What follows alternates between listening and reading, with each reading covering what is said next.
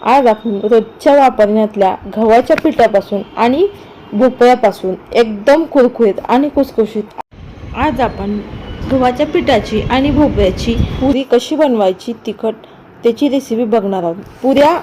अशा पुऱ्या तुम्ही बनवून अगदी 5-6 दिवस आस्वाद घेऊ शकता। मुलांना डब्यासाठी किंवा नाश्त्यासाठी चटण्याबरोबर खाण्यासाठी तुम्ही देऊ शकता या पुऱ्या।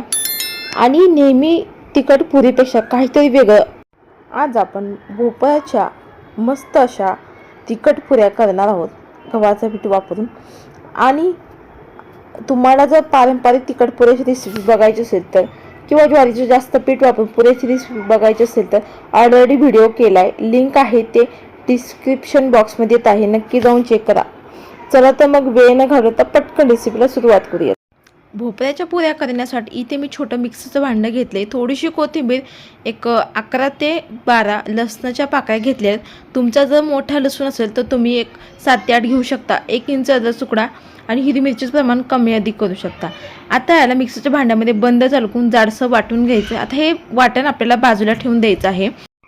इथे मी भोपळा घेतलेला आहे, भोपळ्यापासून आज आपण मस्त तिखट पुरी करणार आहोत। तर इथे अख्खा भोपळा मी घेणार नाही आहे, तर त्यासाठी अर्धा कट करणार आहे चाकूने आणि अर्धा आहे तो ठेवून द्यायचा आहे। तो त्याची भाजी वगैरे करू शकतो, तर तो अर्धा ठेवून द्यायचा आणि ह्याची साल जी आहे ती काढून घ्यायची।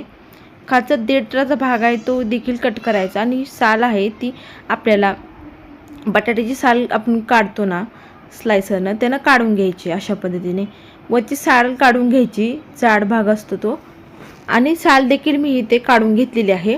आता हा भोपळा आहे तो आपल्याला चिरायचा वगैरे नाही, फोडी वगैरे, तो भोपळा आपल्याला असं उभा ठेवायचा आणि खिसून घ्यायचा आहे। जे तुमच्याकडे घरातली कुठली खिसणी असेल ना त्याने हा खिसून घ्यायचा आहे।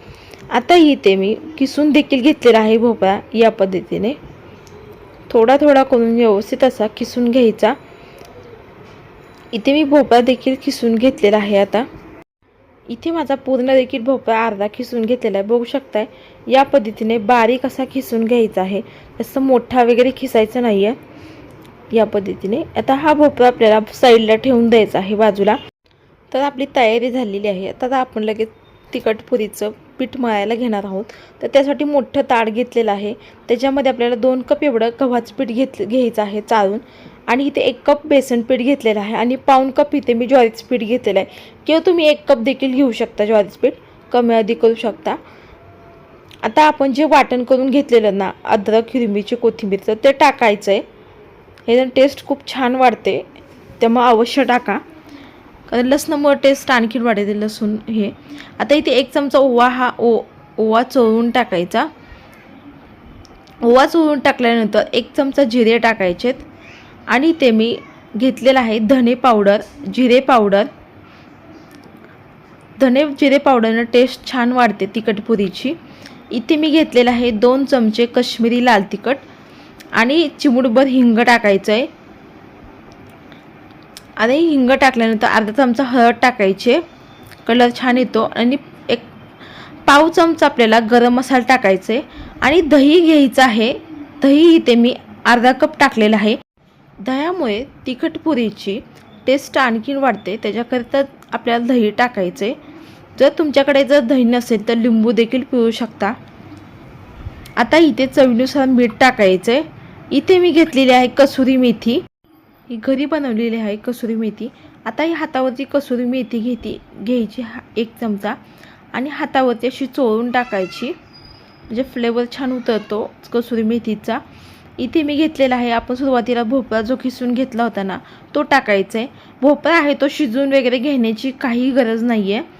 आणि आपल्याला कोथिंबीर टाकायची फ्रेश अशी चिरून बारीक अशी। आता कोथिंबीर टाकून घेतल्यानंतर आता आपल्याला हे सर्व पिठामध्ये आपण भोपळा वगैरे टाकलेला आहे आणि भोपळ्याला आपसुकच आपल्याला पाणी असतं सुटतं, त्याच्याकरता जास्त पाणी वापरायचं नाही आहे। भोपळ्यामध्ये भरपूर प्रमाणात पाणी असतं। आता ह्याच्यामध्ये जेवढं बसेल तेवढंच आपल्याला पाणीच ॲड करायचं आहे, जास्त नाही घालायचं। सुरुवातीला जे आपण भोपळा वगैरे घातलेला आहे ना त्याच्यामध्येच हे पीठ आहे ते आपल्याला चोळून घ्यायचं आहे। सर्व साहित्य घातलेलं आहे ते 1 ते 2 मिनिटे या पिठाला चोळून घेतलं म्हणजे आपल्याला पाण्याचा एक अंदाज येतो टाकायचा। आता थोडं थोडं पाणी टाकत आता आपल्याला हा घट्टसर गोळा मळून घ्यायचा आहे। आपण कणिक वगैरे रेग्युलर कशी मळतो ना, अगदी तसं नाही मळायचं. घट्ट आपण पुरीसारखा गोळा कसा मळतो ना, अगदी तसा मळून घ्यायचे, म्हणजे पुरी देखील छान लाटता येते. इथे मी गोळा देखील मळून घेतलेला आहे थोडं थोडं पाणी टाकत. आता इथे आपल्याला कॅटलीतली पोळीचा अर्धा चमचा आपल्याला तेल टाकायचे आणि आपल्याला एकसारखा असा आपल्याला गोळा करून घ्यायचा आहे. इथे मी गोळा देखील एकसारखा करून घेतलेला आहे. आता ह्याच्यावरती झाकण ठेवायचं आणि ह्याला एक 10 मिनिट आपल्याला बाजूला साईडला ठेवून द्यायचं आहे मुरत. आता हे 10 मिनिट ह्याला रेस्ट होण्यासाठी बाजूला ठेवून दिलं तर छान देखील पीठ रेस्ट झालेलं आहे. जास्त वेळ ठेवायचं नाही पीठ. जास्त वेळ जर ठेवलं तर जो भोपळा आपण टाकलाय ना त्याला पाणी सुटतं आणि पीठ देखील आपलं पातळ किंवा लूज होण्याची शक्यता असते. त्याच्याकरता जास्त वेळ ठेवायचं नाही. एक 10 ते 20 मिनिटांनंतर लगेच लाटायला घ्यायचं. आता आपल्याला एक पोळीपेक्षा मोठा उंडा करून घ्यायचा आहे. 2 पोळी एवढा एकच करून घ्यायचा आहे आणि याला पीठ लावायचं आहे किंवा तुम्ही तेल देखील लावू शकता. पण पीठ लावायचं दोन्ही बाजूने गव्हाचं पीठ आणि ह्याला लाटून घ्यायचं आहे. एक मोठी पोळी लाटून घ्यायची. आता लाटत असताना जास्त आपल्याला पातळ देखील लाटायची नाही, कारण जास्त पातळ जर लाटलं तर आपली पुरी देखील फुगणार नाही. त्याच्याकरता आपण पुरी कशी लाटतो ना गव्हाची, तशी त्या पद्धतीने लाटून घ्यायचे. आता थोडी बाजू पलटून आपल्याला ही छान लाटून घ्यायची. आपण पोळी कशी लाटतो ना तसं लाटून घ्यायचं. ह्याला पोळी आपण पातळ लाटतो, पण आपण पुरी कशी लाटतो ना तसं लाटून घ्यायचं ह्याला. आता लाटून घेतल्यानंतर आता या जाडीची आपल्याला बघू शकता तुम्ही, या जाडीची लाटायची. जास्त जाड देखील नाही, जास्त पातळ देखील, मीडियम साईजची आपल्याला ही पोळी लाटून घ्यायची आहे. इथे मी आता एक झाकण घेतलेलं आहे डब्याचं. तुम्ही या ठिकाणी जी घरी तुमच्याकडे वाटी असेल ती घेऊ शकता, फक्त त्याला काटं असले पाहिजेत, काळी टोकदार असे. आता इथे आपल्याला झाकण ठेवून आपल्याला पुरीचा आकार द्यायचा आहे. या पद्धतीने इथे पुरी देखील बनवून तयार झाली. अगदी झटपट बनवून तयार होतात, फार काही वेळ लागत नाही अशी, आणि गोल आकार देखील छान येतो असं केल्यानंतर. आता ही जे बाजूचा पोर्शन आहे एक्स्ट्रा भाग तो काढून घ्यायचा आहे पुरीच्या बाजूचा. इथे आपल्या पुऱ्या देखील 3 बनवून तयार झाले आहेत.